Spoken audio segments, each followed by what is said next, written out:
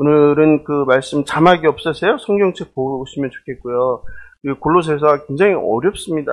제가 사실 개인적으로 되게 제일 어려워하는 서신 중에 하나인데, 좀 이렇게 읽을 때 한 단어 한 단어, 한 구절 한 구절 이렇게 생각하시면서 한번 같이 읽도록 하겠습니다. 골로새서 1장 3절 12절인데요. 한 절씩 교도하시고 마지막 절 합독하겠습니다. 우리가 너희를 위하여 기도할 때마다 하나님 곧 우리 주 예수 그리스도의 아버지께 감사하노라.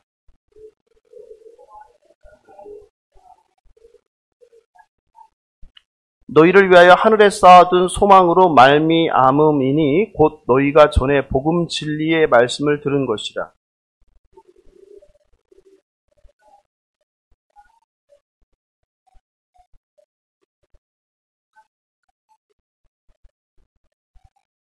이와 같이 우리와 함께 종된 사랑하는 에바브라에게 너희가 배웠나니 그는 너희를 위한 그리스도의 신실한 일꾼이요. 이로써 우리도 듣던 날부터 너희를 위하여 기도하기를 그치지 아니하고 구하노니 너희로 하여금 모든 신령한 지혜와 총명의 하나님의 뜻을 아는 것으로 채우게 하시고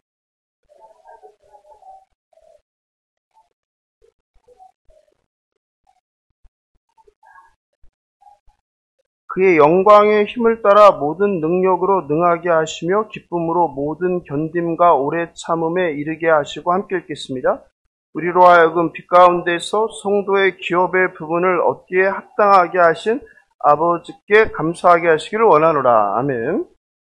골로새서 두 번째 시간입니다. 사도 바울이 에베소 두란노에서 말씀을 가르칠 때 골로새 사람인 에바브라가 바울이 전한 복음을 듣고 회심했습니다.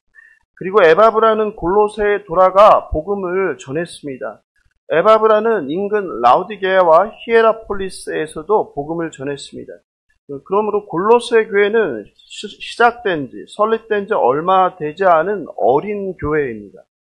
거짓 교사들이 골로새 지역에 들어와 문제를 일으키자 에바브라는 사도 바울을 찾아가 교회의 상황을 설명하고 도움을 요청하는 지금 상황이에요. 바울은 이제 막 시작한 어린 교회가 거짓 교사들의 거짓 복음으로 병들지 않고 올바로 건강하게 자랄 수 있도록 예수 그리스도의 우월성, 예수 그리스도의 탁월성, 예수 그리스도의 유일성, 예수 그리스도의 충분성을 전하는 거예요. 이게 핵심입니다. 그래서 골로새서는 복음, 예수 그리스도, 교회에 대한 매력적인 언어들이 가득합니다.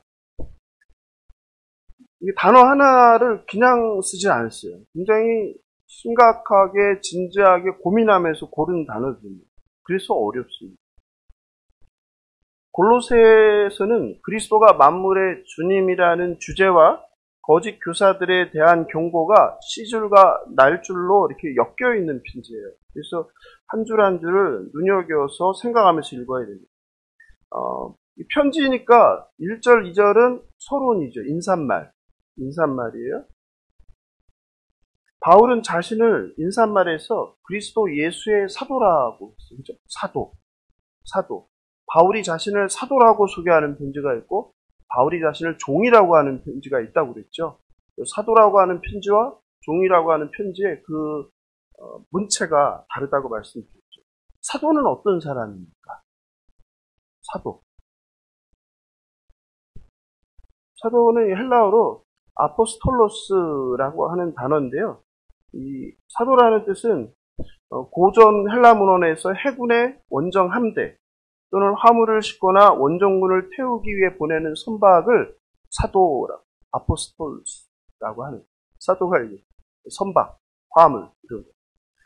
또는 그 원정 함대 사령관, 그 함대를 이끌고 있는 사령관 또는 특별한 목적을 위해 보냄을 받은 사람들에게도 아포스톨로스, 사도라는 말을 씁니다.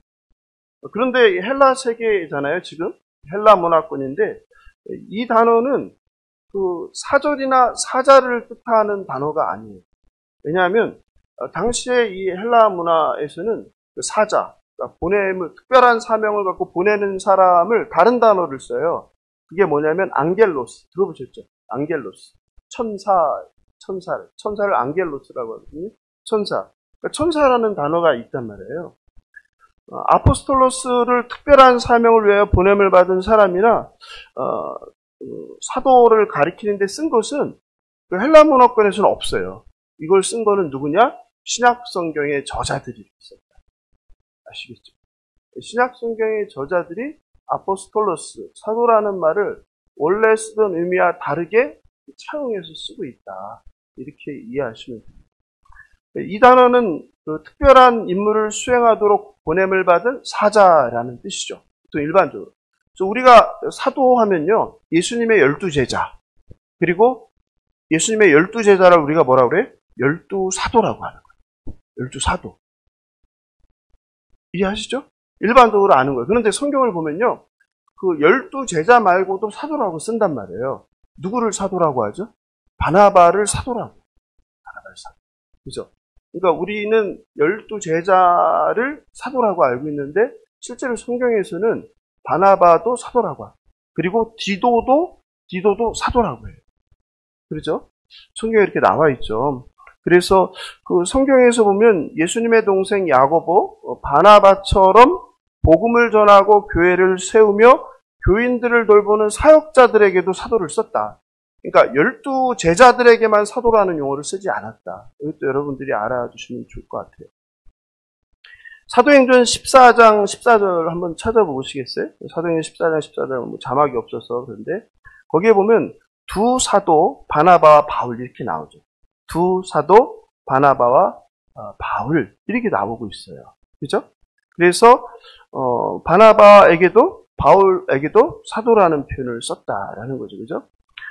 물론 예수님의 제자에게도 우리가 사도라고 부르죠. 원래 그래서 우리가 신학에서는 사도 아포스톨로스의 정의를 어떻게 내리냐면 예수님의 제자들. 그럼 예수님의 제자들은 누구냐?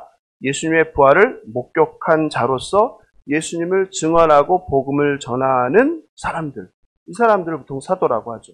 그런데 신약성경을 다 찾아보면 12제자 말고도 디도라든지 아니면 바나바와 또 바울, 사울같이 복음을 전하고 하는 사람들에게도 사도라는 용어를 썼다 하는 것을 여러분이 좀 알아두시면 좋을 것 같습니다. 즉 사도라는 것은 하나님의 특별한 부르심과 보냄을 받은 사람 이런 의미로 지금 사도 바울은 쓰고 있는 거예요. 그러니까 여기에서 바울이 내가 사도라고 하잖아요. 그러니까 무슨 뜻이에요? 나는 하나님께 부름을 받았다. 바울이 하나님께 뭐로 부름을 받았어요? 택한 그릇으로 누구를? 이방인을 위하여 또 왕들을 위하여 권세자들을 위하여 그죠? 유대인들을 위하여 택한 그릇 부름을 받았다. 그리고 또 어떻게 했다? 보냄을 받았다. 이게 사도의 뜻이다. 그래서 바울은 이런 의미로 사도라는 것을 쓰고 있다. 그래서 여러분들 사도의 의미가 정확하게 뭔지 알겠죠? 굉장히 중요한 의미입니다. 그리고 이제 바울을 볼까요? 바울의 이름은 뭡니까? 바울의 이름은 뭐예요? 바울의 이름은 두 개가 있죠. 뭐와 뭐예요? 사울과 바울 이렇게 두 가지가 있죠. 바울은 뭐예요? 로마식 이름이죠. 로마식 이름. 사울은 뭐예요? 유대식 이름.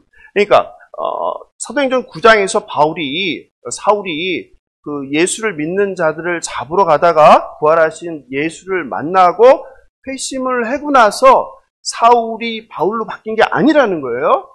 그런 설교자들이 그런 설교를 많이 하는데 들으면 은혜 있는데 엉터리예요. 그게 아니라 원래 바울은 이름이 두 개다. 원래 이름이 뭐예요? 유대에서는 사울, 그리고 로마식 이름은 바울, 이거라는 거 여러분 꼭 기억하시면 좋겠습니다. 바울은 갓난아기 때부터 바울과 사울 두 가지 이름을 사용했습니다. 바울은 실제로 회심 뒤에도 사울이라는 이름을 썼죠. 여러 군데 많은데 하나만 찾아볼까요? 사도행전 13장 2절입니다. 사도행전 13장이니까 다마스쿠스에서 회심을 한 뒤잖아요. 그죠? 거기 보니까 주를 섬겨 금식할 때 성령이 이르시되 내가 불러 시키는 일을 위하여 바나바와 사울을 따로 세우라. 이 나오죠? 바나바와 사울을 따로 세우라. 안디옥 교회 얘기인 것 같은데, 그죠? 사울이라고 나오죠? 그러니까 다메섹에서 예수를 만나고 나서 이름이 완전히 사람이 바뀌듯이 이름도 바뀌었다 하는 거는 엉터리 설교라고요. 그건 말도 안 되는 거예요. 알겠죠? 그래서 성경을 봐도 뒤에도 계속 사울이라고 쓰입니다. 그리고 처음으로 바울이라는 이름으로 쓰인 데가 있어요. 그죠? 그게 어디예요? 언제부터 바울이라고 그래요? 지금 사도행전 13장 2절에 사울로 나왔잖아요. 바울이라고 처음 등장하는 게 사도행전 13장 7절 읽어보세요. 13장 7절 같이 읽어보겠습니다. 시작. 그가 총독 서기오 바울과 함께 있으니 서기오 바울은 지혜 있는 사람이라 바나바 사울을 불러 하나님의 말씀을 듣고자 하더라 이렇게 나오잖아요. 이 부분 이후부터 이제 바울로 이제 등장을 하게 됩니다. 서기오 바울에게 복음을 증거할 때예요. 그러면은 왜 이때부터 사울이라는 거 안 하고 바울을 썼을까? 아까 제가 말씀드렸죠. 바울은 어떤 이름이라고 그랬어요? 헬라 이름이다. 로마 이름이다. 그러니까 이방에 가서 복음을 전할 때는 이름을 뭐로 쓰는 거예요? 거기 사람들이 편한 이름을 쓴 거예요. 그러니까 이거는 사람이 바뀌어서 이름이 바뀐 게 아니라 뭐예요? 문화권이 바뀌었기 때문에 그 이방인들이 익숙한 이름을 쓰는 거예요. 예를 들어 제가 미국에 갔는데 강태우 그러면은 미국 사람들이 제 이름을 기억을 하겠어요? 못하겠어요? 못하죠. 그러면 제가 미국에 가면 뭘로 바꾸겠어요? 폴 강 이렇게 바꾸겠죠. 폴이라고. 그러면 미국 사람들이 잘 듣겠죠. 똑같은 거예요. 그래서 바울도 이제 이방인에게 선교를 하면서는 이름이 이제 뭐로? 사울이 아니라 바울로 갑니다. 이해하시겠죠? 예, 그런 거를 좀 알아두시면 좋겠습니다. 사울과 바울의 이름 사용을 올바로 이해하시면 좋겠습니다. 그리고 나서 이제 오늘 본문이 이제 3절부터 8절까지가 1절, 2절은 그 서론, 인사말이고 첫인사고 3절부터 8절은 또 인사인데 어떤 인사예요? 그렇죠. 이제 많이 아시네요. 감사 인사. 감사 인사가 8절까지 나오는 거예요. 3절 같이 읽어볼까요? 시작. 우리가 너희를 위하여 기도할 때마다 하나님 곧 우리 주 예수 그리스도의 아버지께 감사하노라. 이렇게 나왔어요. 바울은 너희를 위하여 기도할 때마다 감사합니다. 그러니까 기도할 때 너희는 왜? 골로새 성도들이죠. 골로새 교회 성도들. 그러니까 골로새 교회와 성도들은 같은 거예요. 그러니까 골로새 교회를 위해서 기도할 때마다 골로새 성도들. 그러니까 교회가 성도잖아요. 그러니까 성도들을 위해서 교회는 건물이 아니라고 말씀드렸잖아요. 교회는 성도예요, 성도. 예수를 믿는 성도들의 모임을 교회라고 하는 거예요. 그러니까 골로새 교회 성도들을 위해서 기도할 때마다 난 감사한다. 먼저 감사한다. 하나님 아버지께 감사한다. 그리고 바울은 하나님을 뭐라고 불러요? 굉장히 중요한 거예요. 하나님을 어떻게 소개해요? 바울이. 그러니까 이 골로새서는 아무 생각 없이 그냥 읽으면 아무것도 이렇게 생각나는 게 없어요. 근데 이게 하나하나 이렇게 질문을 던지면서 하면은 이게 되게 놀라운 얘기가 많아요. 바울이 하나님을 어떻게 부르나요? 거기 보니까 그렇죠. 이거예요. 바울은 하나님을 예수 그리스도의 아버지라고. 예수님은 하나님을 뭐라고 불러요? 아버지. 내 아버지. 내 아버지. 굉장히 중요한 거, 용어. 그러면 하나님은 예수님을 뭐라고 불러요? 사랑하는 내 아들. 사랑하는 내 아들. 이 각 존재가 상대방을 어떻게 부르는지 굉장히 중요한 겁니다. 호칭이. 그러니까 바울은 하나님을 예수 그리스도의 아버지라고 부르고, 예수님은 하나님을 내 아버지라고 하고, 하나님은 예수님을 사랑하는 내 아들이라고 해요. 그럼 하나님 아버지는 저와 여러분을 뭐라고 불러요? 사랑하는 내 아들아, 사랑하는 내 딸아 부르죠. 그러니까 저와 여러분이 누구랑 같은 거예요? 예수님과 같은 존재나 이게 얼마나 놀라운 일입니까, 여러분? 그러니까 하나님의 자녀가 된다는 건 엄청난 일입니다, 여러분. 호칭만 봐도. 어떻게 창조주를 아버지라고 부를 수 있어요? 성경이 그 얘기하는 거잖아요. 아빠, 아버지라고 할 수 있게 되었다. 이게 별거 아닌 게 아니라 엄청난 일인 거예요. 예수님이 하나님을 아버지라고 부르는데 저와 여러분이 피조물이, 죄인이 하나님을 아버지라고 똑같이 부르는 거 아니에요? 이게 얼마나 놀라운 일이에요. 근데 우리는 그거에 대해서 아무 생각이 없죠. 아무 생각이 없어요. 생각을 안 하시는 거죠. 근데 생각해보면 굉장히 놀라운 일. 서론의 감사 인사, 그리고 감사 중보 기도가 나오는데 이거는 바울 서신의 특징이에요. 저 바울 서신을 읽을 때는 맨 앞에 두세 절은 뭐다? 첫인사. 그 다음에는 뭐다? 감사인사. 그 다음은 뭐다? 중보 기도. 바울은 뭐 하는 사람이라는 거예요. 우리는 전도만 하러 다닌 사람인 줄 알았는데 뭐 하는 사람이었다? 기도하는 사람입니다. 예수님은 뭐 하시는 분이에요? 하나님의 나라를 선포하시는 분이죠. 전도하시는 분이죠. 근데 예수님도 항상 뭐 하셨다? 사역을 앞두고 새벽 한적한 곳에 가서 기도하셨다. 기도하는 사람. 그럼 저와 여러분 동일한 하나님의 아들, 딸인 저와 여러분은 뭐 해야 되는 사람이에요? 기도하는 사람이다.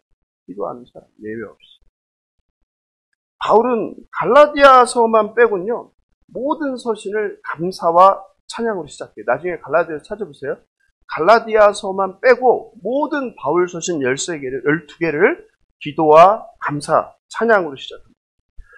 이처럼 기도는 성도 그리고 목회자, 모든 하나님의 자녀들의 기본인 거예요. 기본. 바울은 갓 설립된 골로새 교회가 근본적으로 하나님이 그들을 위해 그리스도 안에서 행하신 일에 대해 감사하기를 원하는 편지를 쓰는 거예요. 바울의 편지인데요. 오늘 보니까 우리라고 했죠. 우리. 거기 우리라고 동그라미 쳐야죠. 그죠? 3절에 보니까 우리가 너희를 위하여. 편지는 바울이 썼는데 왜 우리라고 쓴 거예요? 우리는 누구예요? 거기 성경에 나와 있잖아요. 1절에 바울과 형제 디모데.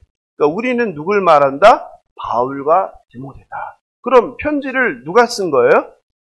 디모데가 썼다는 것을 우리가 알 수 있겠죠. 바울의 비서인 디모데가 받았었구나. 바울은 뭐하고? 불러주고 디모데는 받았었구나 하는 걸 우리가 알 수 있겠죠. 그래서 바울은 편지에서 우리라고 하는 거예요.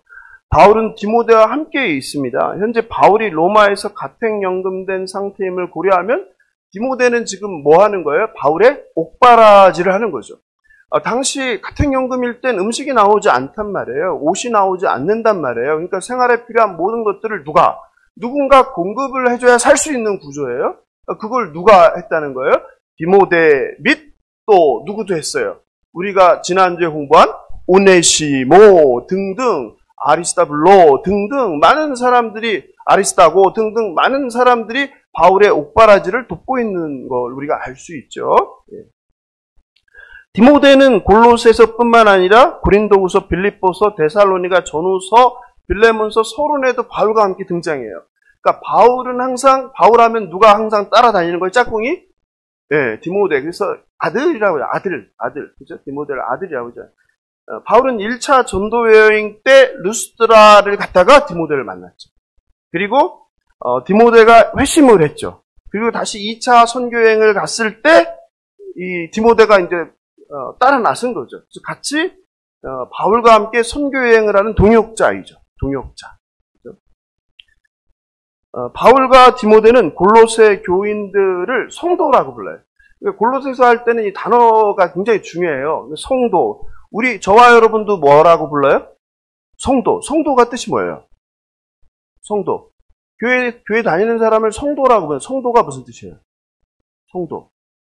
거룩할 성에다 무리도잖아요. 거룩한 무리들 이런 뜻이에요. 근데 이게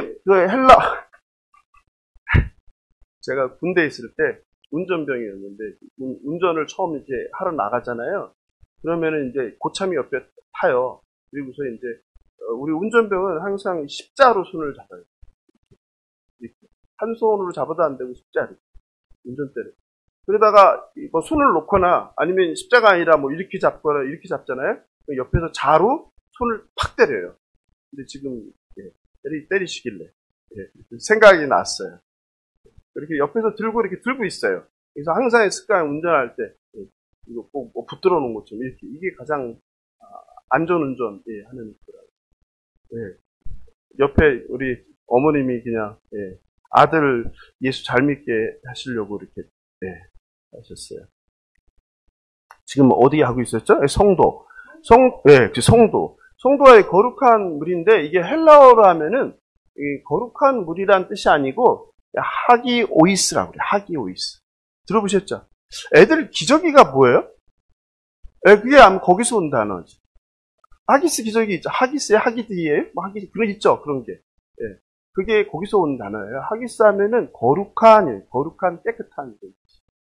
그래서 원래는 그래서 헬라어로는 이게 명사가 아니라 형용사예요. 거룩한. 근데 우리는 그걸 명사로 쓰죠. 그래서 교인을 성도라고.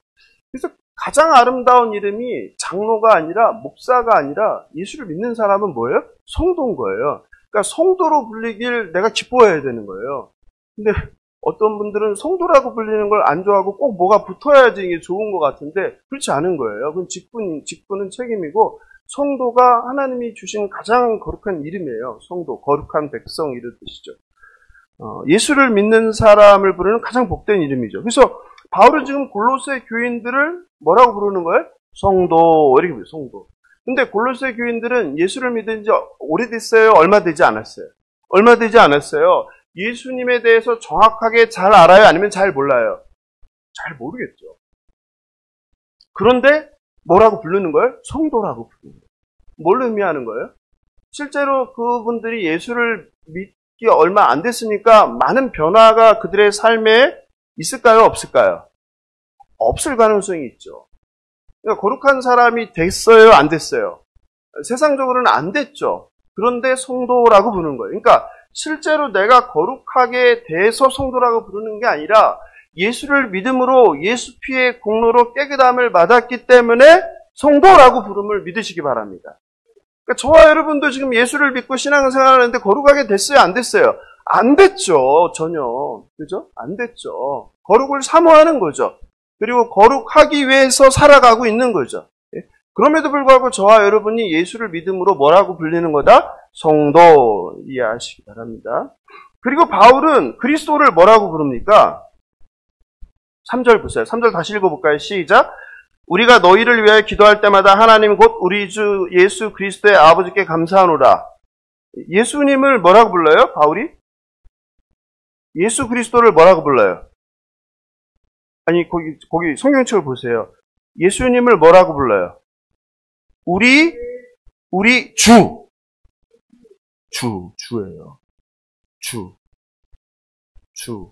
주가 중요한 거예요. 주가 뭐예요? 주. 네?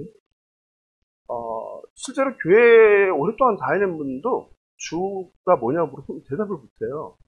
뭔지를 몰라요. 그러니까 매일 쓰면서도 무슨 뜻인지도 모르고 그냥 쓰는 거예요. 되게 안타까운 현실이죠. 사실 신약 성경에서 이 주라는 것은 굉장히 중요한 용어입니다. 빌립보서 2장 11절에 보면 모든 입으로 예수 그리스도를 주라 시인하여 이렇게 나오죠. 주라 시인. 예수 그리스도가 뭐라고요? 주라. 우리가 부르는 찬양이 뭐예요? 주가 주 되심을. 제가 이 찬양 되게 좋은 찬양이라고 했잖아요. 굉장히 성경이들. 주가 주 되심. 그러면 내가 뭔지 알아야 되잖아요. 주가 주 되심. 이게 무슨 말인가? 이게 굉장히 중요한 용어인데 우리는 이거에 대해서 고민도 안 하고 모르는데도 질문도 안 하고 그냥 막 쓰는 거예요. 주라는 거, 주님이라는 것은 헬라어로 여러 번 말씀드린 뭐죠? 큐리오스. 그러니까 로마 제국에서 누구를 부르는 거예요? 황제를 부르는 게 큐리오스예요. 황제. 황제가 신이었기 때문에. 그런데 이 큐리오스라는 단어를, 그러니까 제가 이 신약성경 서신서에서 쓰는 중요한 용어들은 전부 다 어디서 가져온 거다? 로마 제국. 로마 제국의 사회, 정치, 문화에서 가져온 거예요. 그러니까 로마 제국에 대한 이해를 하지 못하고 서신서를 이해할 수 없는 거예요. 큐리오스도 거기서 가져온 거예요. 교회라는 에클레시아도 거기서 가져온 거예요. 그럼 이 주라는 것은 뭐냐? 주라는 것은 구약 성경을 최초로 번역한 성경이 뭐죠? 70인경. 주전 3세기에 알렉산드리아에서 번역했잖아요. 알렉산드리아 도서관을 만들면서 구약 성경을 최초로 번역했답니다. 왜냐하면 그 헬라 사람들은 구약 성경을 읽을 수 있어요, 없어요? 없잖아요. 근데 유대인들 저쪽 사람들이 읽는 뭐 하나님 야훼에 관한 책이라는데 그 책이 그렇게 유명하다는 거예요. 그러니까 그거를 도서관에 비치를 했는데 비치해봤자 못 보잖아요. 그러니까 뭐 한 거예요? 유대인 학자들을 데려다가 그걸 번역을 시킨 거예요. 처음으로. 이거 엄청난 사건이죠. 그래서 구약 성경을 최초로 헬라어로 번역한 게 바로 70인역이에요. 이걸 통해서 누구도 이방인들도 이제 뭘 읽을 수 있게 된 거예요. 성경책, 히브리 성경을 읽게 된 엄청난 사건이에요. 근데 이 최초로 구약 성경을 헬라말로 번역한 70인경에서 여호와 하나님을 뭐라고 번역했어요? 큐리오스. 큐리오스, 주예요. 그러니까 주는 누구다? 여호와 하나님. 구약 성경에 나오는 야훼를 70인역에서 뭐로 번역했다? 큐리오스, 주라고 번역했다. 아시겠죠? 신약 성경의 저자들은 그런데 바로 이 큐리오스라는 단어를 누구에게 썼어요? 예수님. 다시요. 구약 성경을 유대인 랍비들이 번역을 하는데 거기서 야훼 하나님을 뭐라고 번역했다? 큐리오스, 주라고. 근데 신약 성경을 쓴 저자들이 큐리오스, 주를 누구에게 썼다? 예수님. 무슨 의미예요? 무슨 의미예요? 하나님이 예수님이다. 이 말이에요. 그러니까 주라는 것은 구약에서는 누구를 의미한다? 야훼 하나님. 신약 성경에서는 누구를 의미한다? 예수. 주예요. 주. 굉장히 중요한 이야기입니다. 실제로 아람어를 사용하는 유대인 기독교 공동체에서 예수님을 주님으로 높였습니다. 그래서 고린도전서 굉장히 중요한 본문인데 고린도전서 16장 22절 볼까요? 그러니까 오늘 뭐 자막이 없어서 성경을 찾아야 되는데 좀 중요하니까 찾아보겠습니다. 고린도전서 16장 22절입니다. 거기 보면 이렇게 나와요. 만일 누구든지 주를 사랑하지 아니하면 저주를 받을지어다. 여러분 이거 굉장히 엄청난 말이 나왔죠. 주님을 사랑하지 않으면 뭘 받는다고요? 저주를. 나쁜 일을 해서 심판을 받는 게 아니라 주님을 사랑하지 않으면 저주를 받는 거예요. 그래서 이 말씀 잘 챙기십시오. 교회 다니시는 분들이 이 말씀 잘 모르는데요. 내가 뭐 살인을 하고 강도질을 하고 폭행을 하고 거짓말을 하고 사기를 치고 누군가 피해주고 그래서 하나님의 심판을 받는 것도 있겠지만은 성경은 주님을 사랑하지 않으면 저주를 받는 거예요. 와예요. 그리고 제가 설명하려고 한 건 그 다음이에요. 우리 주여 오시옵소서 이렇게 하죠. 이거를 예수님께서는 이걸 뭐라고 그랬어요? 마라나타 들어보셨죠? 마라나타는 아람어예요. 유대인들이 쓰던 아람어인데 마라나타 이거잖아요. 마라나 찬양도 있잖아요. 마라나타 주 예수여 어서 오시옵소서 이렇게 부르잖아요. 우리가 마라나타예요. 띄어 쓰는 거예요. 마라나타 타가 하나 따죠. 마라나타 이렇게 해볼까요? 마라나타 주 예수여 오시옵소서 이 말이에요. 그럼 거기서 마라나가 바로 뭐예요? 주님이라는 뜻이에요. 주님. 마라나가. 그럼 따가 뭐예요? 오시옵소서. 그러니까 마라나타. 그러니까 우리가 그걸 내가 이제 알고 하면 나중에 성경 읽을 때도 여러분 성경 나중에 찾으면 그렇게 거놔야 되겠죠. 마라나타 이렇게 되는 거죠. 마라나타가 아니라 마라나타 이렇게 되는 거죠. 주 예수여 오시옵소서 이렇게 되는 거죠. 이 기원문도 그리스도가 다시 오기를 간구하는 거죠. 주 예수여 다시 오소서. 그때 그게 바로 주라는 거죠. 주님, 예수님.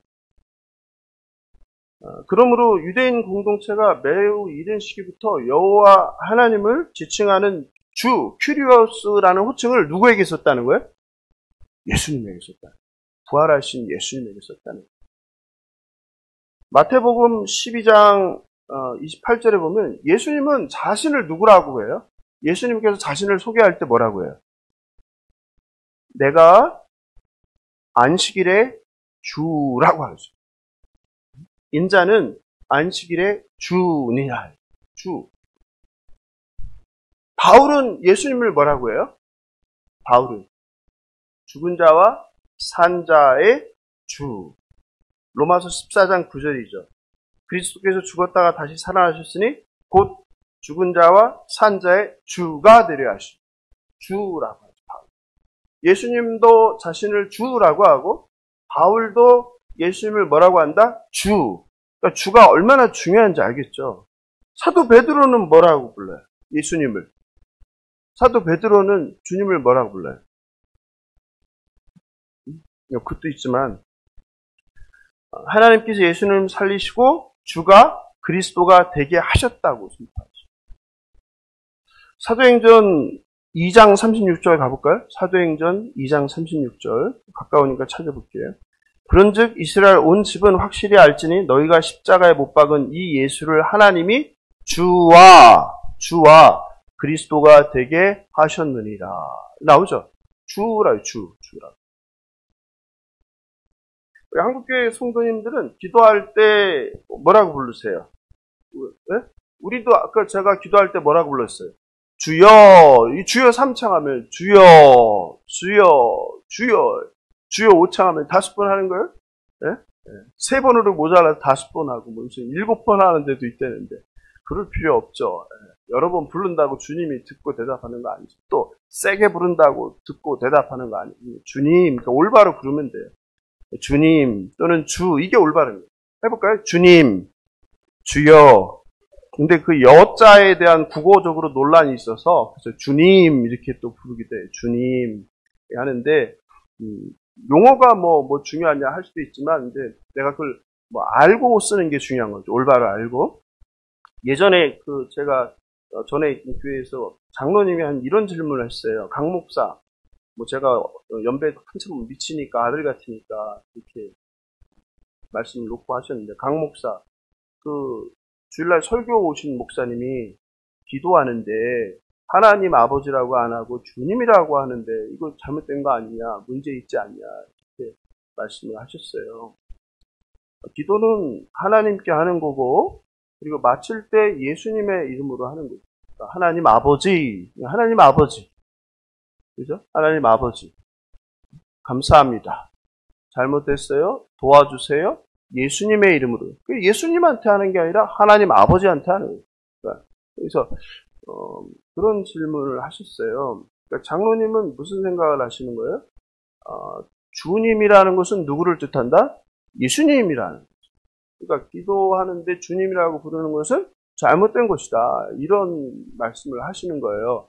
그래서 하나님이라고 불러야지 주님, 주여 하면 안 된다. 그분이 이제 한글학자시고 하니까 그런 말씀을 하셨는데, 그거는 우리가 이제 오늘 저랑 같이 공부한 거에는 그렇지 않죠. 주라는 것은 누구를? 야훼 하나님을 말씀하시면서 또 신약의 저자들은 누구를? 예수님을 주라고 불렀다. 즉 뭐예요? 우리가 믿는 것은 삼위일체 하나님이잖아요. 하나님과 예수님은 다르지 않다는 거예요. 그죠? 그러니까 우리가 주님 또는 주여 하는 거는 이제 올바른 표현 방식이죠. 그죠? 왜냐면 그 주님에는 무슨 뜻이 담겨 있는 거예요? 하나님 아버지.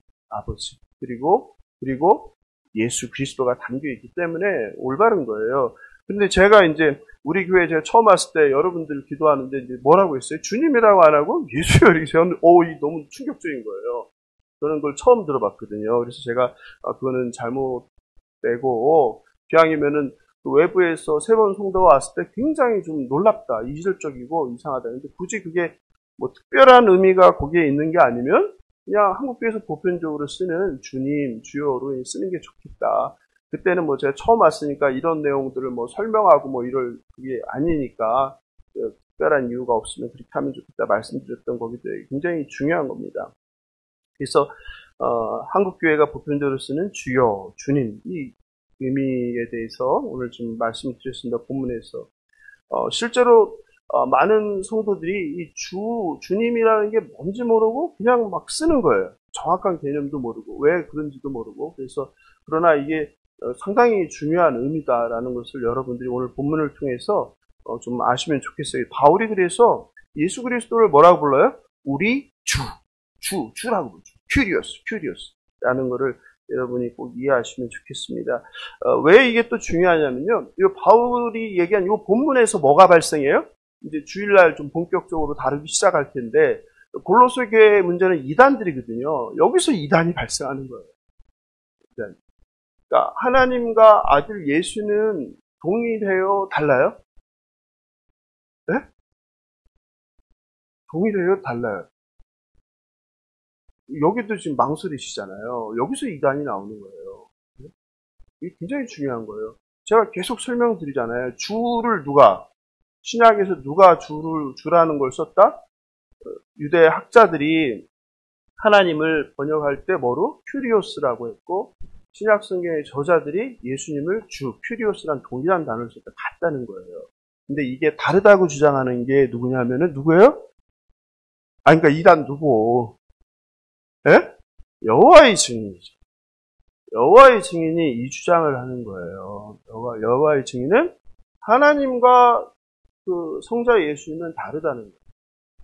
우리 그게 골로새서에서 나오는 거예요. 이제 주일날 내일 이제 공부할 본문에서 그게 나오는 건데 그때 좀 더 자세하게 하고. 그래서 이게 제가 이 주라는 것을 강조해서 설명하는 이유가 이게 이단들이 이걸 가지고 사람들을 미혹하기 때문에 여러분들 이걸 정확히 알고 계셔야 돼요. 하나님과 예수는 동일 본질이에요. 근데 이단은 하나님과 예수가 차이가 있다. 어떤 이단은 10% 차이가 있다. 어떤 이단은 1% 차이가 있다. 어떤 이단은 2% 차이가 있다. 어떤 이단은 미세한 차이가 있다. 이게 이단이에요. 대표적인 게 여호와의 증인이다. 그래서 이게 무너지면은 뭐가 되냐면 하나님과 아들이 동등하지 않기 때문에 하나님이 더 우월하다는 거예요. 그리고 아들 예수는 아들이니까 조금 뭔가 다르다. 이게 여호와의 증인이에요. 그럼 이게 무너지면 뭐가 무너지는 거예요? 삼위일체가 무너지는 거예요. 그리고 그 완전하지 않은 예수가 구원의 완전한 역할을 할 수 없는 거예요. 이게 모든 게 다 무너지는 거예요. 여호와의 증인은 그걸 주장합니다. 아시겠죠? 주일날 시간 되면 좀 더 하기도 하고. 성자 예수님은 성부 하나님과 동등한 하나님임을 믿으시는 저와 여러분 되길 주님의 이름으로 축원합니다. 여기서 굉장히 중요한 내용이 골로새서에 이렇게 등장합니다. 그리고 나서 바울은 성도들을 위해서 기도하는데요. 감사 기도를 해요. 근데 감사의 이유가 뭐냐? 4절 같이 읽어볼까요? 시작.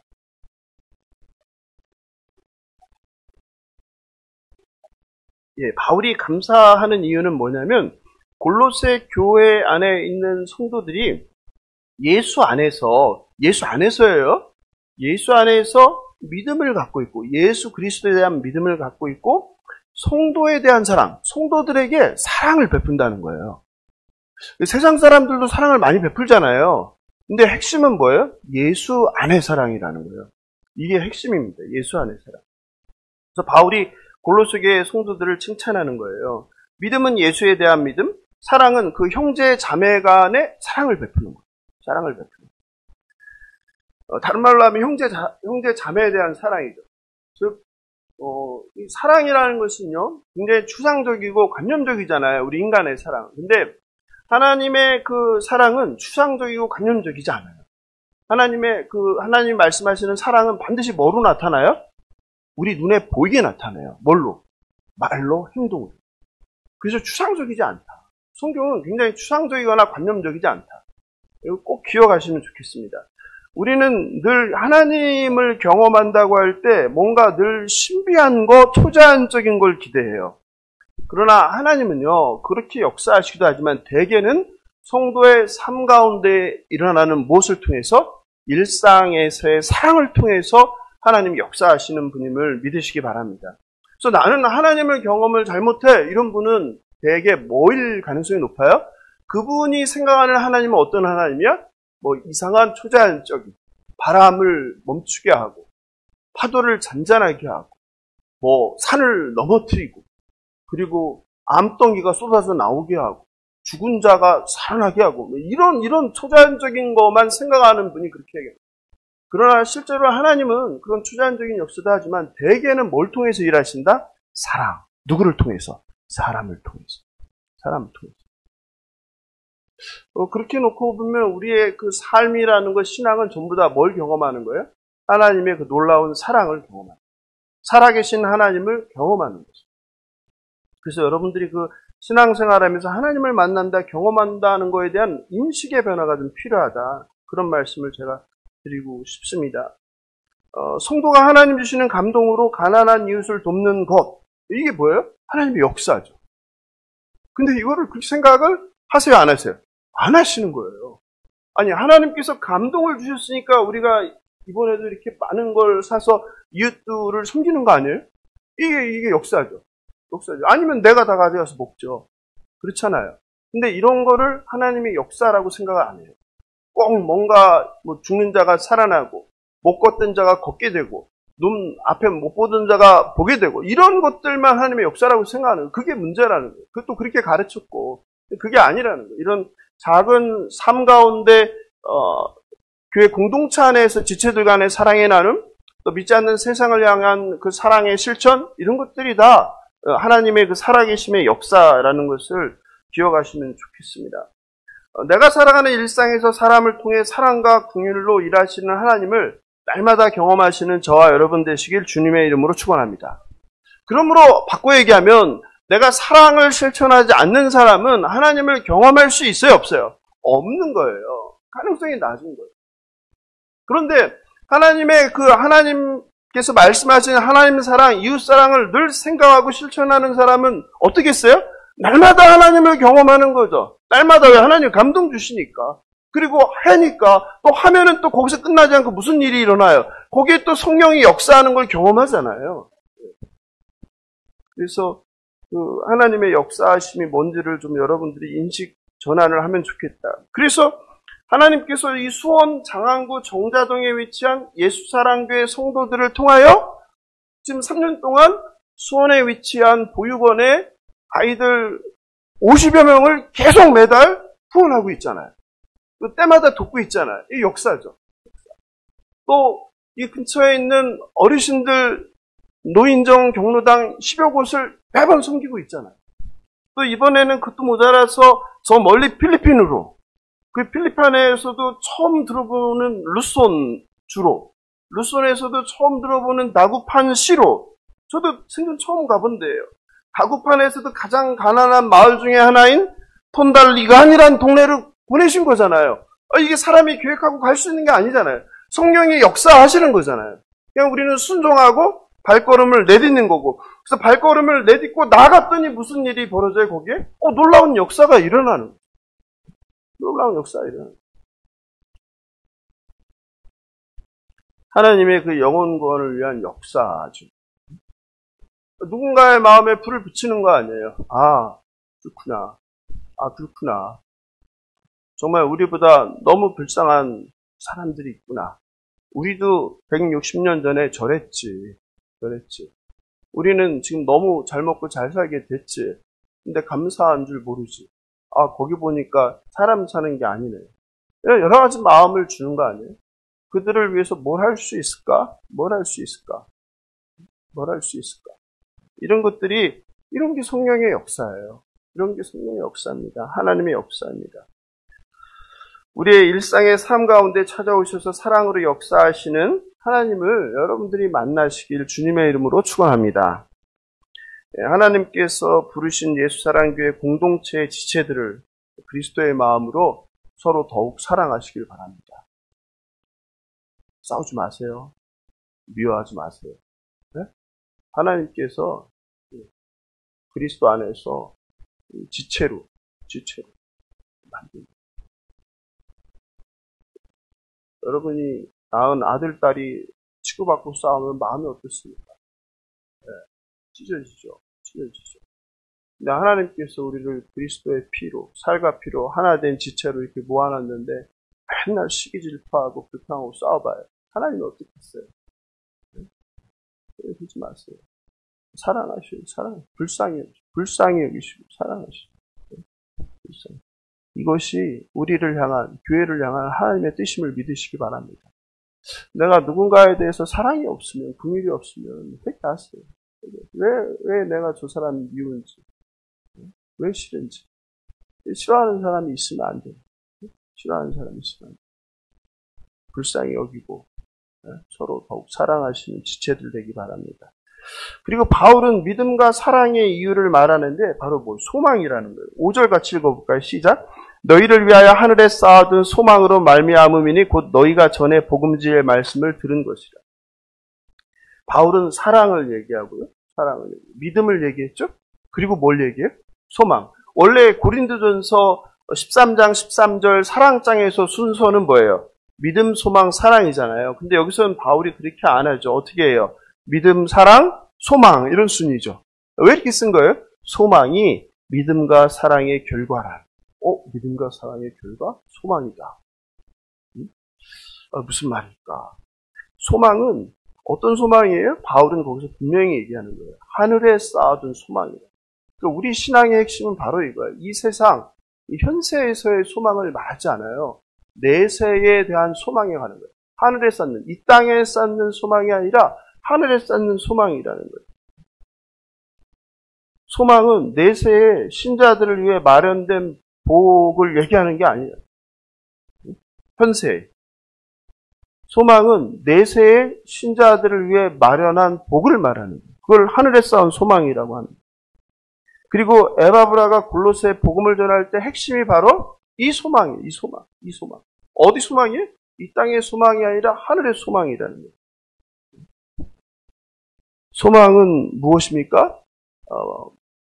베드로 사도는 산소망이라고 해요. 산소망. 산소망이 뭐예요? 바로 그리스도죠. 그리스도가 소망이에요. 소망은 그리스도인 거예요. 우리는 이 세상에서 부귀, 영화, 성공, 인기, 인정, 권력, 이런 것들, 쾌락, 자아 성취, 행복, 이게 소망이 아닌 거예요. 예수를 믿는, 예수를 주라고 고백하고 예수를 따르는 사람들의 소망은 그냥 오직 어디에 있는 거예요?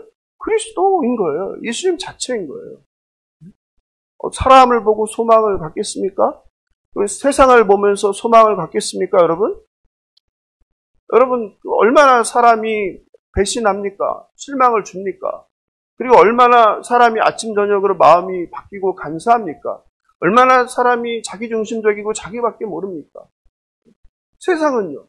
세상은 하나님의 정의와 공의가 실현됩니까? 불법과 불의가 판을 치고 불공정이 판을 치고 정말 뉴스를 보기가 좀 역겨운 시대를 우리가 살아가지 않습니까? 어디에 소망이 있습니까?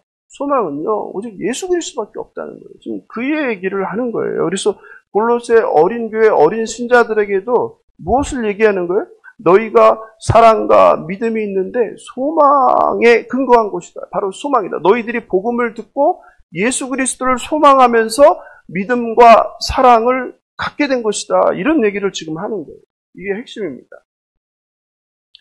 베드로전서에도 나오죠. 베드로전서 1장 4절에 보면 썩지 않고 더럽지 않고 쇠하지 아니하는 유업을 있게 하시나니 곧 너희를 위하여 하늘에 간직하시는 거예요. 이 땅의 것은 어떻게 한다는 거예요? 썩는다는 거죠. 땅의 것은 더러워진다는 거죠. 땅의 것은 쇠한다는 거, 바뀐다는 거예요. 근데 뭐만? 하늘에 하나님께서 저와 여러분을 위해서 약속하신 하늘에 있는 기업만이 썩지 않고 더럽지 않고 쇠하지 않는다. 그래서 우리는 땅에 보이는 세상 속에 살지만 뭘 보고 사는 사람이에요? 보이지 않는 하늘의 기업, 하늘의 소망을 보고 살아가는 게 신자라는 거예요. 이게 다른 거예요. 이 세상 사람들은 그게 안 보이는 거예요. 그래서 어떤 선택을 하는 거예요? 나를 위한 선택, 나의 이익을 극대화하는 선택을 하는 거예요. 그런데 저와 여러분은 어디에 소망이 있는 거예요? 예수 그리스도 주에게 소망이 있기 때문에 뭘 보는 거예요? 보이지 않는 세상을 보기 때문에 어떤 선택을 하는 거예요? 기꺼이 손해를 보는 거예요. 기꺼이 죽는 일을 선택하는 거예요. 왜? 소망이 여기에 있지 않으니까. 그러니까 가치관이 다르죠. 살아가는 방식이 다를 수밖에 없는 거예요. 그래서 세상 사람, 세상에 쩔은 사람과 있다 보면 힘든 거예요. 생각하는 게 너무 다르니까, 말하는 게 너무 다르니까, 목적하는 게 너무 다르니까. 여러분 그렇지 않아요? 나는 하늘 소망을 품고 살아가는데 세상 사람은 오직 뭐예요? 돈밖에 뭐예요? 돈이잖아요. 끝까지. 좀 배웠다고 안다는 사람이 뭐예요? 행복, 자아실현, 자아성취, 이런 거 아니에요? 달라져봐야 결국 나란 말이에요. 어떻게 하면 내가 족한 인생을 살 것인가? 이거잖아요. 완전 다르죠. 소망은 단순하게 개인의 삶에 대한 나아질 것을 바랍니다. 소망은 하나님의 영광을 얻는 것에 대한 소망입니다. 그래서 바울은 골로새 성도들에게 하늘에 쌓아둔 소망이라고 표현합니다. 바울은 하나님께서 약속하신 소망으로 믿음을 갖게 되고 사랑하게 됨을 말합니다. 그러면 소망이 없으면 뭐도 없는 거예요? 믿음도 없고 사랑도 없고. 그래서 바울은 골로새에서 뭘 강조하는 거예요? 소망을 강조하는 거예요. 소망. 예수 그리스도의 소망 때문에 너희가 믿음을 가졌고 사랑을 하는 자다. 우리가 저와 여러분이 사랑할 수 있는 것도 뭐에 대한 소망이에요? 예수 그리스도의 소망. 예수 그리스도에 대한 믿음이에요. 그래서 사랑하는 거예요. 나와 너무 다른 사람인데 때론 힘든데 사랑하는 거예요. 사랑하려고 애쓰는 거예요. 왜? 예수 그리스도 때문에. 다른 이유 없는 거예요. 아니면 나랑 맞는 사람만 만나고 나랑 맞는 사람만 하고 내가 좋아하는 사람한테만 잘해주죠. 예? 내가 보고 싶지도 않고 말 섞고 싶지도 않은 사람인데 볼 일도 없잖아요. 예? 세상에 소망이 있으면 우리는 그리스도 주에게 소망이 있기 때문에 그렇게 사랑하는 거예요. 6절 같이 읽어볼까요? 시작.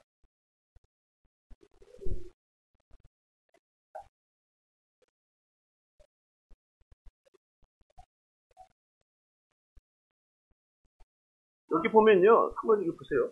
복음이 이미 너희에게 이르매. 복음이 누구를 통해서 전달됐어요? 바울과 에바브라를 통해서 전달이 됐잖아요. 그런데 성경은 그렇게 말 안 해요. 바울은. 복음이 어떻게 했다? 제 발로 갔다는. 그죠? 복음이 날개가 달렸어요? 지가 혼자 가요? 이상하잖아요. 왜 이렇게 했어요? 그러니까 그냥 읽으면 이런 게 안 보인단 말이에요. 근데 생각하면서 읽으면 이상한 거예요. 왜 이렇게 했을까? 복음이 사람을 통해서 전도자, 선교자를 통해서 전달되는데 바울은 이 복음이 이미 너희에게 이름에 복음이 같다라고 하는 거예요. 왜 이렇게 했을까요? 예? 물론 생각 안 하고 지나가도 되는데 저는 생각을 해봤어요. 왜 이렇게 했을까 굳이. 실제로 원어로 봐도 복음이 간 거거든요. 하나님의 역사라는 거죠. 실제로 사람을 통해서 전달이 됐지만 그것을 행하시는 분은 누구라는 거예요? 하나님 아버지라는 거예요. 그래서 이거를 복음이 같다고 합니다. 복음을 생명으로 표현한 거예요. 복음이 생명이라는 거예요. 죽은 게 아니라 살아있는 복음이 생명이라는 거예요. 복음이 같다는 거예요. 하나님께서 복음을 그쪽으로 보냈다는 거예요. 누굴 통해서? 사람을. 그러니까 사람이 주어가 아닌 거예요. 성경은. 사람을 통해서요. 사람은 그냥 도구인 거예요. 도구인 거예요. 하나님 나라의 도구인 거예요. 그리고 그 복음은 생명이기 때문에 어떻게 한다? 자라난다. 그래서 온 천하에 열매를 맺는다. 여러분 지금 복음이 전 세계에 다 퍼졌어요? 안 퍼졌어요? 2000년 전 바울이 골로새에 편지를 보낸 게 로마에서 60년에서 62년 사이잖아요. 그때 복음이 아프리카, 아시아 전 세계에 퍼졌습니까? 안 퍼졌습니까? 안 퍼졌죠? 근데 바울은 뭐라고 하는 거예요? 온 천하에서 열매를 맺는다. 이제 성경 이해하시죠? 문자적으로 이해하면 안 되는 거 아시겠죠? 네, 이런 거예요. 복음이 온 천하로 퍼져나가게 된다 이런 말이에요. 열매를 맺는다는 거예요. 복음은 생명입니다. 복음은 능력입니다. 성령의 역사입니다. 그래서 바울은 이렇게 표현한 거예요. 바울은 이런 놀라운 복음이 자생적 확장을 한다는 거예요. 근데 그것은 무엇으로 가능하다? 하나님의 은혜를 깨달음에서 비롯되었다는 거예요. 복음의 핵심은 은혜라는 거예요. 깨달음. 내가 하나님이 누군지를 깨닫는 거, 예수 그리스도가 누군지 깨닫는 거, 내가 그런 예수를 믿는 거, 이걸 은혜라고 하잖아요. 그 은혜는 어디에서 온다? 깨달음에서 온다는 거예요. 깨달음이라는 거예요. 우리의 선택이 아니라 우리의 헌신이 아니라는 거예요. 하나님께서 주신 선물이라는 거죠. 이걸 은혜라고 하는 거예요. 그래서 복음은 기쁜 소식인 거예요. 복음의 기쁨과 은혜를 누리는 저와 여러분 되길 주님의 이름으로 축원합니다. 그리고 이제 바울은 복음에서 복음을 전한 사람으로 관심을 돌리는데 그게 7, 8절입니다. 같이 읽어볼까요? 시작! 이와 같이 우리와 함께 종된 사랑하는 에바브라에게 너희가 배웠나니 그는 너희를 위한 그리스도의 신실한 일꾼이요 성령 안에서 너희 사랑을 우리에게 알린 자라. 골로새 교회를 세운 사람은 바울이 아니다. 바울은 골로새 교회를 간 적도 없다. 골로새 교회는 에베소를 방문했다 예수를 영접한 에바브라가 돌아가서 개척했을 것이다. 그리고 바울은 그런 에바브라를 뭐라고 표현합니까? 그리스도의 일꾼이다. 일꾼은 뭐야? 디아코노스라죠. 원래 식탁에서 시중 드는 사람을 디아코노스라고 해요. 집사죠. 그죠? 집사, 하인, 그죠? 그러니까 집사는 섬기는 사람이죠. 신약 성경에서 이 디아코노스는 뭐로 쓰여요? 일꾼, 청지기, 사역자, 집사 뭐 다양하게 쓰입니다. 그러니까 이 에바브라가 바로 그리스도의 일꾼이다. 그리스도의 집사다. 그리스도의 청직이다. 이런 말이죠. 태어난 지 얼마 안 된 골로새 교회는 예수 그리스도에 대해서 완전히 알지 못했을 거예요. 에바브라 역시 바울에게 복음을 들은 지 얼마 되지 않았기 때문에 에바브라 역시도 예수를 완전히 알기에는 시간적으로나 학습적으로 충분하지 않았을 거예요. 그런 점에서 골로새 교회 공동체는 외부의 거짓 복음, 다른 사상, 다른 철학에 취약했을 거예요. 바울은 그래서 에바브라를 통해서 골로새 교회에서 일어나고 있는 문제를 듣자마자 뭐 하는 거예요? 기도하는 거죠. 기도. 그 바울의 기도가 바로 9절부터 14절이에요. 그러니까 1장을 정리해보면 이렇게 2절까지가 뭐예요? 편지의 첫 인사. 3절부터 8절까지는 뭐예요? 바울의 감사 인사. 그리고 9절부터 14절까지가 뭐예요? 이렇게 표시를 해놓으셔요. 나눠서. 뭐예요? 바울의 중보기도. 중보기도예요. 바울은 이렇게 편지의 서론에 감사 인사, 그리고 성도들을 위한 중보기도를 이렇게 하는 사람이에요. 이 9절부터 14절까지가 참 골치 아픈 건데요. 시간이 다 돼서 하지 못하겠네요. 그 핵심만 말씀드릴게요. 우리가 주일날 13절, 14절은 했죠. 주일날 한 개 제목이 뭐예요? 복음이란 무엇인가? 복음이 뭐라고 말씀드렸어요? 13절, 14절 읽어볼까요? 굉장히 중요한데 시작. 그가 우리를 흑암의 권세에서 건져내사 그의 사랑의 아들의 나라로 옮기셨으니 그 아들 안에서 우리가 속량, 곧 죄사함을 얻었다. 이게 복음이라고 했어요. 이게 복음이에요. 복음의 진리를 선포하는데요. 이게 바울의 중보 기도 안에 있는 거예요. 근데 여러분 이 9절부터 14절 한번 읽어보세요. 이게 뭔 말인지 참 모르게 돼 있어요. 알 듯 말 듯. 한 번 읽어서 무슨 말인지 모르고요. 그 번역을 또 뒤죽박죽으로 해내서 우리말 성경으로 보면 이해가 전혀 안 됩니다. 이 단락을 그리고 이거를 문법적으로 헬라어 문법적으로 공부하지 않으면요. 이거 주제 파악이 안 되는 거예요. 그냥 다 나열돼 있어요. 우리말로는 되게 좋죠. 그러니까는 이게 이제 성경 설교할 때 한글만 보고서 이렇게 설교를 할 수 없는 게 주제가 뭔지, 핵심이 뭔지, 뭐가 말하는지, 주절이 뭐고 종속절이 뭔지가 전혀 파악이 안 되게 돼 있어요. 우리말은 어렵게 돼 있어요. 그래서 이 9절에서 14절이 그런 단락이에요. 또 읽으면 뭔 소리인지 알죠. 근데 정확하게 뭔 소리인지 모르는 거죠. 그러다 보니까 그냥 여기서 골라서 뭐 은혜로운 말만 하는 거예요. 뭐 선한 일에 열매를 맺으십시오. 또 뭐 모든 견딘과 오래 참으십시오. 네? 그리고 감사하십시오. 이렇게 설교하는 거예요. 근데 이거를 원래 헬라어 문법대로 이렇게 보면 그게 아니에요. 전혀 다른 내용이에요. 그러니까는 완전히 다른 설교가 되죠. 그래서 이 시간이 좀 오래 걸려서 오늘 하기는 좀 힘들 것 같은데 잠깐 조금만 하고요. 조금만 하고 주일날 주일날 설교가 15절부터인데 이거 나눠서 이렇게 하면 좋겠습니다. 복잡한데 같이 보겠습니다. 바울의 9절부터 14절까지가 중보기도라고 말씀드렸는데요. 그러면 바울은 무엇을 기도했는가? 바울이 무엇을 기도하느냐? 이게 핵심이에요. 이게 전부 다 기도문이거든요. 그러니까 마침표가 없어요. 쭉 이어지는 문장이에요. 그러니까 이게 어렵죠. 네? 마침표가 없습니다. 첫 번째는 그 9절입니다. 9절 같이 읽어볼까요? 시작.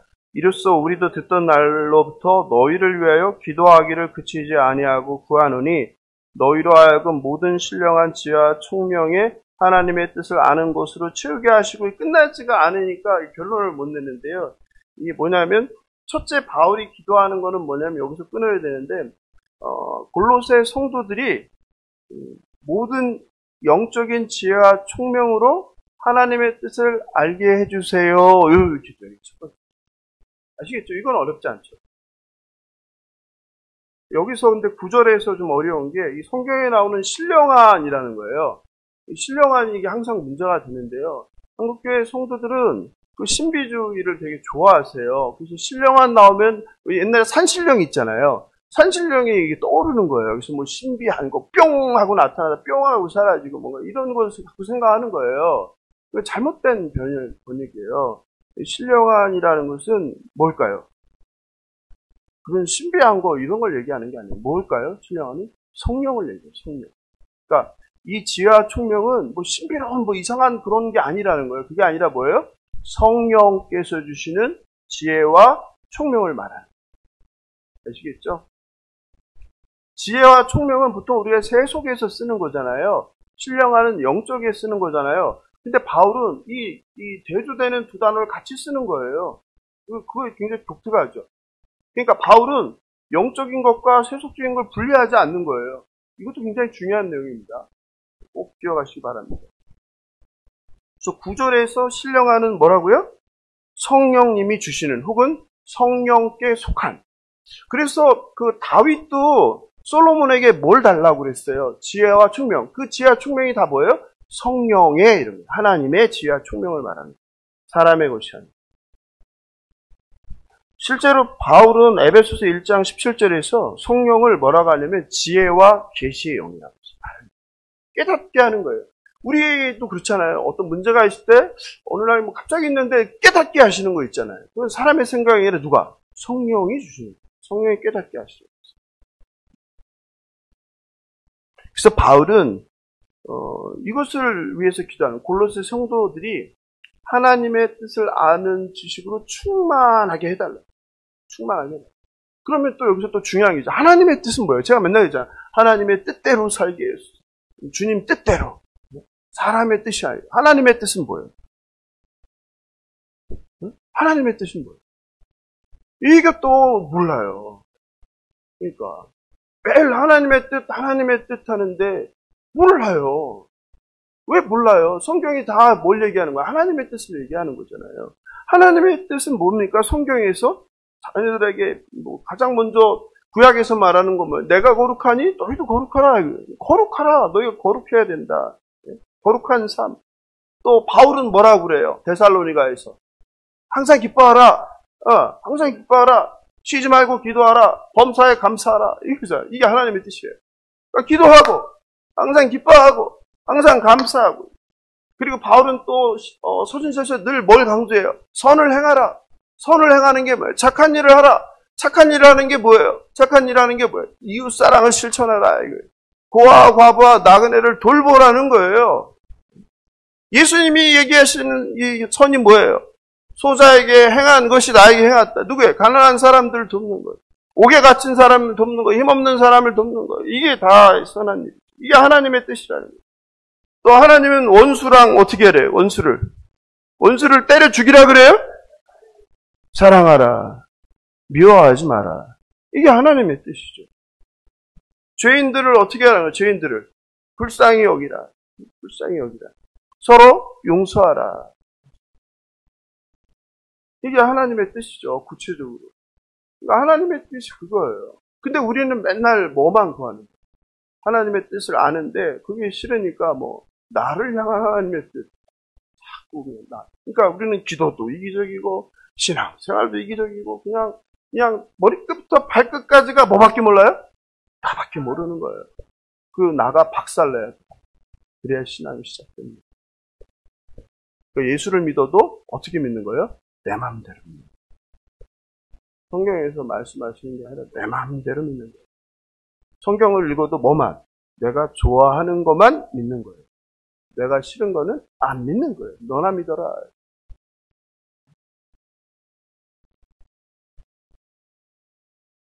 성령께서 주시는 모든 지혜와 총명으로 하나님의 뜻을 온전히 깨닫는 저와 여러분 되길 주님의 이름으로 축원합니다.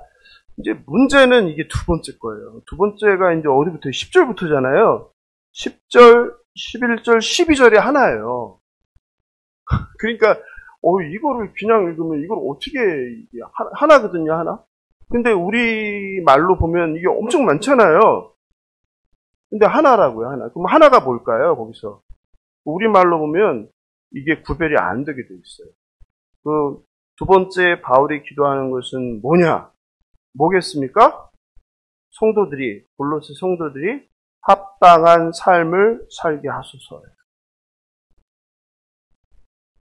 근데 그거를 세 줄에 걸쳐서 너무나 많은 단어와 너무나 많은 문장으로 뒤섞어 놨어요. 그러니까 이거를 아무리 읽어도 파악이 안 되죠. 그러니까 원어를 보거나 영어 성경을 보고 연구하거나 그거 주절, 종속절을 따지지 않으면 그냥 설교자도 그냥 한글만 보고 설교하면 그냥 좋은 말만 하는 거예요. 범사에 기쁘게 하고 선한 열매를 맺으세요. 첫째, 선한 열매를 맺으십시오. 둘째, 기쁨으로 모든 견딤과 오래 참으십시오. 셋째 뭐 하면 되겠어요? 하나님 아버지께 감사하세요. 할렐루야 하면은 이게 좋죠. 근데 그게 성경에서 바울이 말하는 거하고는 같아요, 달라요? 전혀 다른 거예요. 전혀 다른 거예요. 네? 이해하시겠죠? 그러면 설교자도 편하고 듣는 사람도 편하죠. 그냥 다. 근데 그게 아니라는 거예요. 여기서 10절, 11절, 12절을요. 문법적으로 보면 복잡하니까 생략하고 그냥 결론만 말씀드리면 딱 하나예요. 골로새 성도들이 주님을 기쁘게 하는 합당한 삶을 살게 해 주시옵소서. 그리고 나머지 것들이 다 뭐 하는 거예요? 그거를 분사라고 하거든요. 영어에서 분사로 이렇게 설명해 줍니다. 합당한 삶을 어떻게 사냐? 첫째, 거기는 이제 동그라미 쳐놓으세요. 합당한 삶을 어떻게 사냐? 첫 번째가 뭐겠어요? 첫째, 선한 열매를 맺음으로. 이렇게. 선한 열매를 맺음으로 합당한 삶을 살게 해주세요. 둘째는 뭐겠어요? 하나님을 아는 지식에 자라 합당한 삶을 살게 해주세요. 셋째는 뭐예요? 기쁨으로 모든 것을 견디고 오래 참아 합당한 삶을 살게 해주세요. 네 번째는 뭐예요? 네 번째는 하나님 아버지께 감사함으로 합당한 삶을 살게 해주세요. 이렇게 완전히 다르죠? 그죠? 그래서 이거를 이해하면 돼요. 그렇게 돼 있습니다. 그러면 여기서 중요한 거는 합당하게 행하다 했는데, 이 행하다가 제가 이 성경에서 굉장히 중요하다고 그랬잖아요. 행하다는 원래 단어를 찾으면 뭐다라고 제가 말씀드렸죠? 신약성경에서 행하다 뭐 나오면 전부 다 어떤 단어라고 했어요? 행하다, 걷다. 그러니까 성경은 인생을 이렇게 살아가는 거를 걷다. 원래 단어. 그러니까 합당하게 행하다는 그러니까 원래는 뭐예요? 합당하게 걸어라. 뭘 걸어라? 합당한 삶의 길을 걸어가라. 이걸 인생에 비유. 이게 유대인의 사고예요.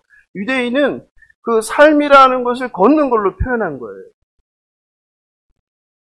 그러니까 합당하게 산다는 것은 뭘 말하는 거예요? 그러면 합당한 삶은 예수님을 아까 얘기했죠. 주라고 했죠. 주. 예수님이 주로 인정하고 그 주님께서 말씀하시는 대로 사는 거. 이게 합당한 삶이에요. 예수님께서 우리를 구원하셨죠. 흑암의 권세에서 하나님의 나라 백성으로 옮기셨죠. 그러니까 이제 저와 여러분은 어디에 속한 거예요? 사단의 권세인 세상에 속하지 않고 하나님 나라의 백성이란 말이에요. 그러니까 합당한 삶은 뭐예요? 하나님 나라에 속한 자로서 삶을 살아가는 거. 그 삶을 구체적으로 말하면 뭐 하는 거예요? 거룩한 삶, 그리고 정직한 삶, 예의 바른 삶, 누구를 무시하지 않는 삶, 사랑을 실천하는 삶, 뭐 얼마든지 얘기할 수 있는 거예요. 성경 66권에서 그 삶을 다양하게 표현했어요. 그게 합당한 삶이에요. 그래서 그 삶을 통해서 열매를 맺는 거. 선한 열매를 맺는다. 그리고 하나님을 아는 지식으로 충만해서 합당한 삶을 살아라. 합당한 삶을 살려면 뭘 많이 알아야 돼요? 성경을 많이 알아야죠. 하나님이 어떤 분인지 알아야지 그분 뜻대로 살 거 아니에요? 그 얘기를 하는 거죠. 선한 일은 뭐예요? 선한 일. 아까도 잠깐 얘기했는데 선한 일. 착한 일이 아니라고 그랬어요. 선한 일은 세상에서는 착한 일이죠. 그 성경에서 말하는 선한 일은 착한 일이 아니다. 뭘 얘기해요? 네? 사랑을 실천하는 거. 이웃사랑을 실천하는 거. 이거를 선한 일이라고 합니다. 에베소서 2장 10절은 뭐 너무 중요한 부분이에요. 에베소 2장 10절은 그 여러분이 그 삶의 좌우명으로 새겨도 참 될 말인데 같이 읽어볼까요? 에베소 2장 10절 시작. 에베소서 2장 10절 중요한 본문이니까 찾을 동안 기다리겠습니다. 이거는 여러분 책상에다가 붙여놓고 대문에 붙여놓고 하시면 좋을 것 같아요. 에베소 2장 10절 시작.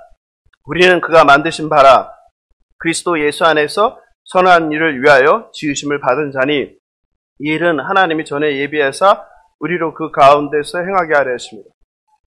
우리는 그가 만드신 바 별표하라고 했죠. 이걸 뭐라고 했어요? 포이에마. 뭐예요? 우리말로 하면 작품이란 뜻, 작품. 우리는 뭐라는 거야? 하나님의 작품이다.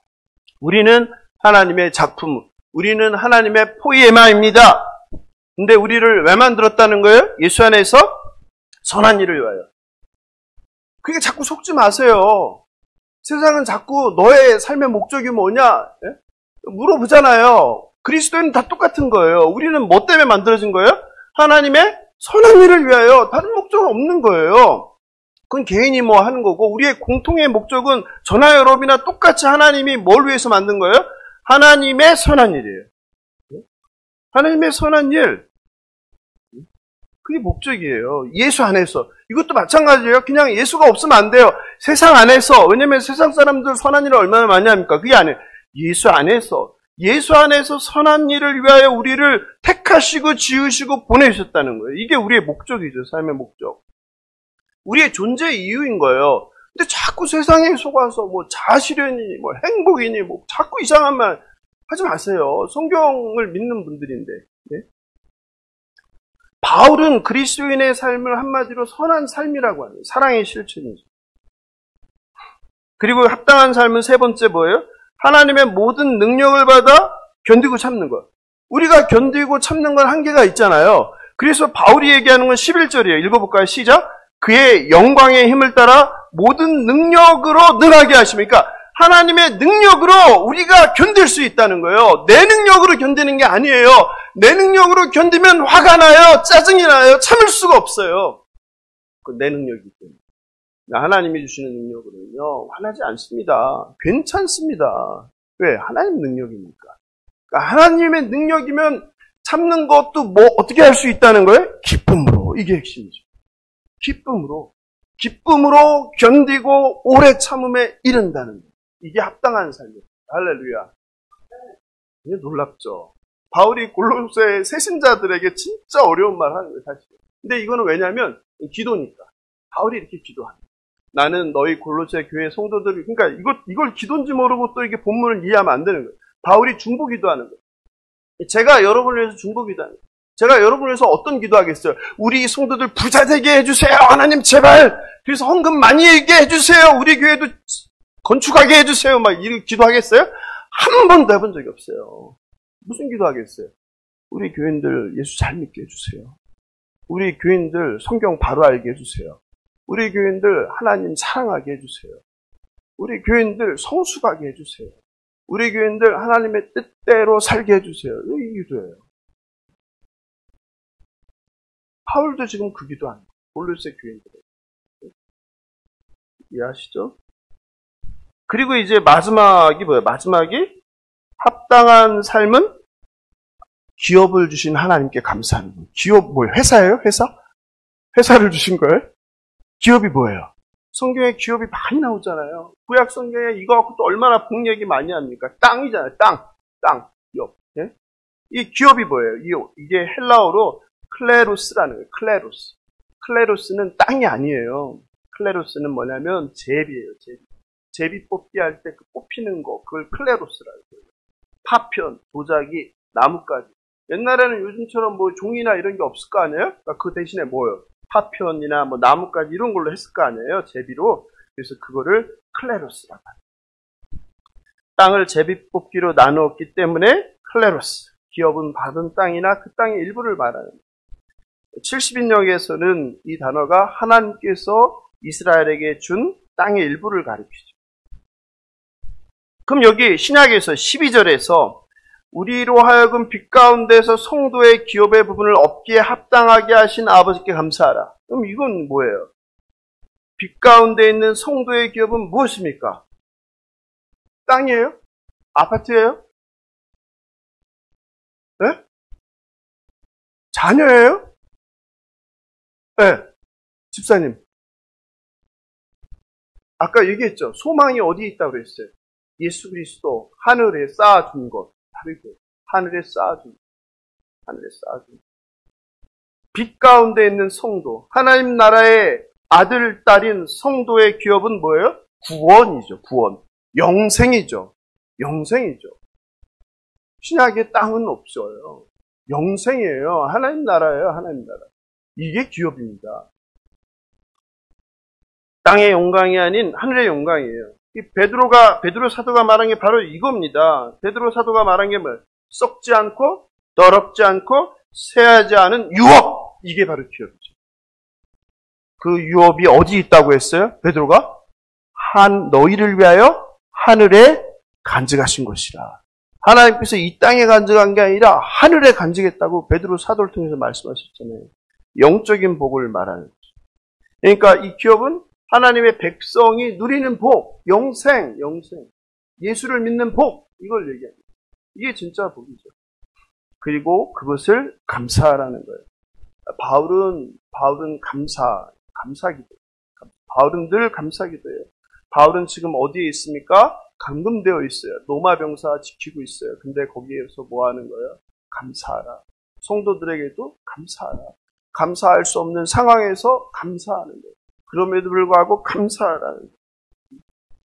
이게 오늘 바울의 골로새서 1장에서 골로새 성도들에게 주는 편지의 감사 인사와 중보 기도입니다.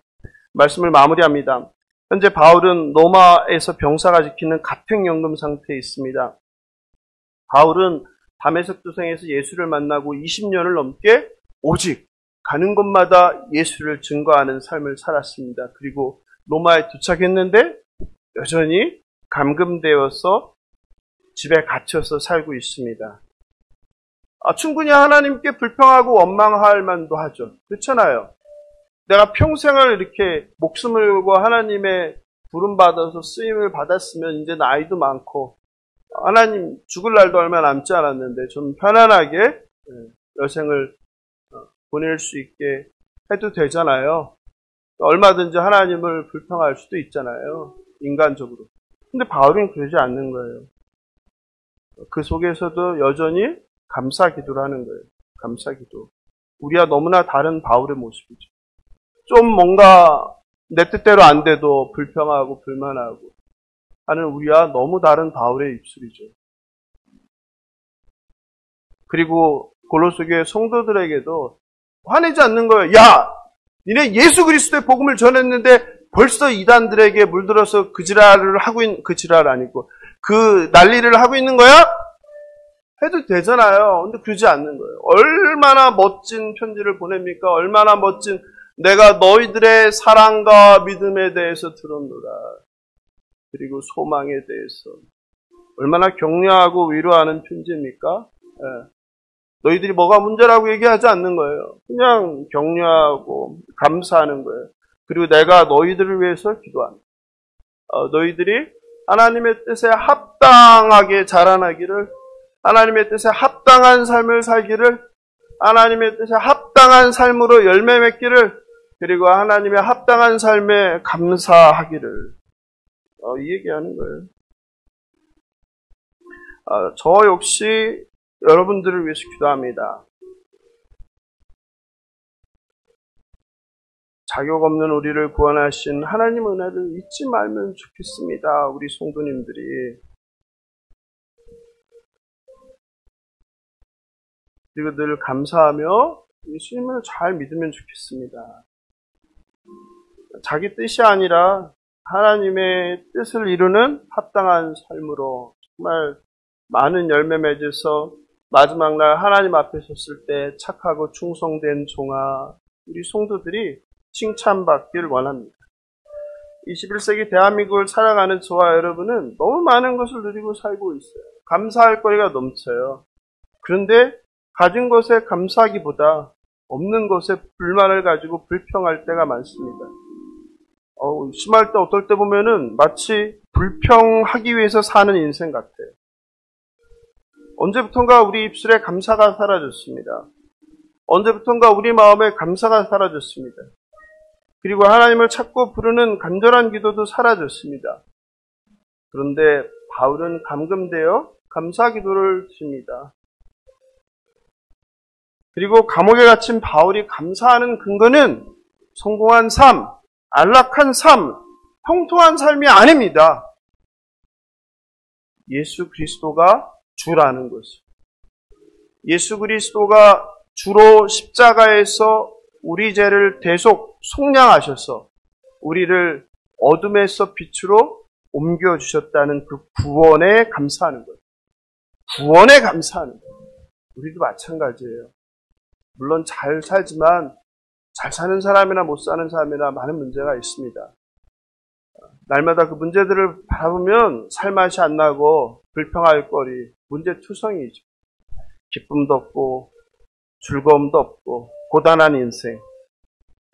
그런데 바울이 말하는 것은 그런 것들로 감사하는 게 아니에요. 내가 일이 잘 되고 사업이 잘 되고 내 자녀가 내 뜻대로 잘 되고 모든 게 원하는 대로 형통한 삶이 돼서 감사하는 게 아니라 우리를 구원하신 주 예수 그리스도로 감사하라는 거예요. 하나님의 자녀가 된 것으로 감사하는 거예요. 추수감사절입니다. 1년에 한 번 습관적으로 지나가는 절기가 안 되길 바랍니다. 구원을 주시는 하나님 은혜에 감사하여 나는 어떤 삶을 살아야 되지? 자격 없는 내가 하나님의 자녀가 돼서 영생을 누리게 됐는데 나는 언제까지 나만을 위해서 이렇게 살아야 될 것인가? 언제까지? 나를 위해서 하나님이 죽으셨는데 언제까지 나는 나만 생각하고 살아야 될 것인지.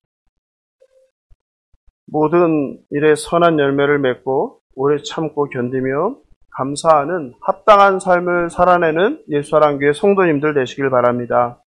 바울처럼 어떤 상황에서도 하나님께 감사 기도하는 저와 여러분 되길 주님의 이름으로 축원합니다. 이 시간 찬송가 361장 기도하는 이 시간 함께 부르고 기도하겠습니다.